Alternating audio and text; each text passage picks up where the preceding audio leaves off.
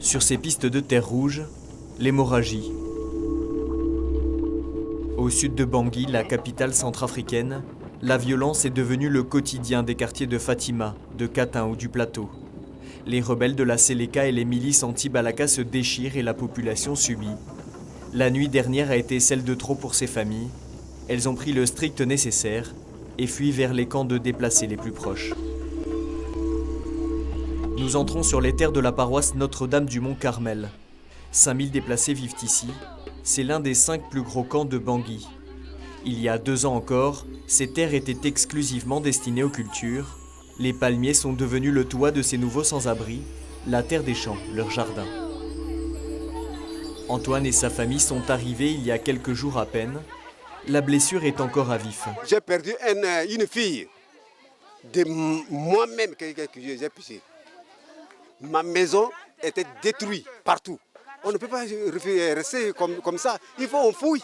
Ce n'est pas la peine de rester à entendre le coup de fusil, ça n'intéresse pas. On nous tue, on brûle notre maison. Qu'allons-nous faire maintenant? Le gouvernement n'intervient pas. Au moins ici, les déplacés trouvent un asile sûr, loin de la zone contrôlée par les rebelles musulmans de la Séléka. Les anti-Balaka, eux, se revendiquent chrétiens pour beaucoup et respectent donc ce lieu de refuge tenu par l'Église. Car ici, le conflit n'a pas sa place.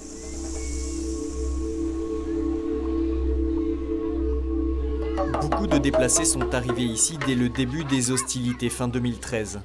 C'est le cas de Cynthia, 31 ans, que nous croisons dans le camp. Ça c'est chez moi, je suis avec mes enfants. Mes vrais quartiers, c'est vers Katin là-bas. La jeune maman de 5 enfants a quitté le quartier sensible de Katin au sud de Bangui pour se réfugier ici.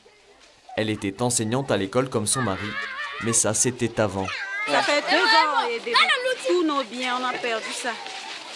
Même les parents, on a perdu les parents aussi. Ils ont tué par les couteaux, ils ont l'égorgé. Enceinte de 7 mois, Cynthia voudrait remplir un bidon de 20 litres d'eau ce matin. C'est très loin là-bas, on peut aller jusqu'à là-bas. Pour avoir de l'eau, c'est très difficile. Arrivé au point d'eau, il n'y a personne. Ce n'est pas bon signe.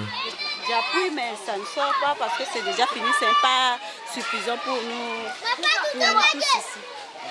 Parfois, les gens se querellent à cause de l'eau parce qu'il n'y a pas d'eau. Des bagarres éclatent parfois dans le camp, car les déplacés manquent de tout, eau, nourriture, vêtements, médicaments. Les ONG sont d'une aide précieuse mais manquent de moyens. Le Mont-Carmel a connu une épidémie de varicelle il y a quelques semaines. Un moindre mal, d'autres camps ont été ravagés par la gale ou le choléra. Dans ce contexte, les 15 frères Carmes font ce qu'ils peuvent. Dans les premiers mois, on les a accueillis dedans la clôture du couvent. Restait seulement nos cellules, les lieux où nous dormons, qui n'étaient pas occupés par les déplacés. Le réfectoire s'est transformé dans un petit dispensaire, un hôpital. Il y a eu beaucoup d'accouchements, beaucoup de mamans qui ont mis au monde leurs créatures ici dans les sites, même dans le couvent. Le premier enfant est né même dans l'église, d'autres sont nés au réfectoire, où les femmes accouchaient. Aussi la salle du chapitre était un lieu pour les malades. L'église elle-même, pour plusieurs mois, a été occupée par des mamans et des enfants. Encore maintenant, on est obligé à le faire, surtout la nuit, quand il y a la pluie. On ouvre la porte du couvent, elle dort sous le garage, elle dort dans l'église.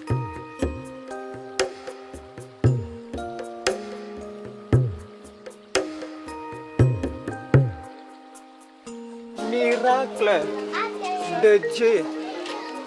Le miracle, c'est parce que c'est le Dieu qui a fait ça, qu'on reste ici pour protéger notre corps et puis on prie Dieu. C'est le Dieu qui est par nous.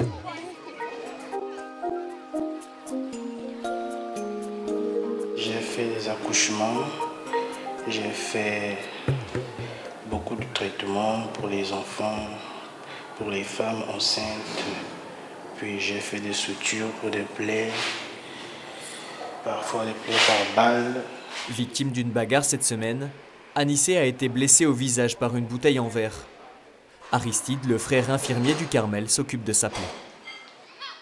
Cet habitant de Fatima, un quartier devenu l'épicentre des violences intercommunautaires ces dernières semaines, nous conduit à sa tante. C'est là la maison, là où j'habite avec mon frère. Sa femme elle est partie avec nous au champ pour aller chercher de quoi subir le fait de manioc et quelque chose comme ça. Ils sont une dizaine à vivre sous cette bâche en plastique.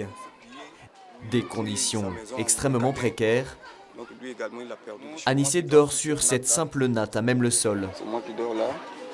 Le pillage des ONG humanitaires ces dernières semaines n'a fait qu'aggraver leur situation. Moi, j'ai emporté un tout petit sac comme ça, sac à main.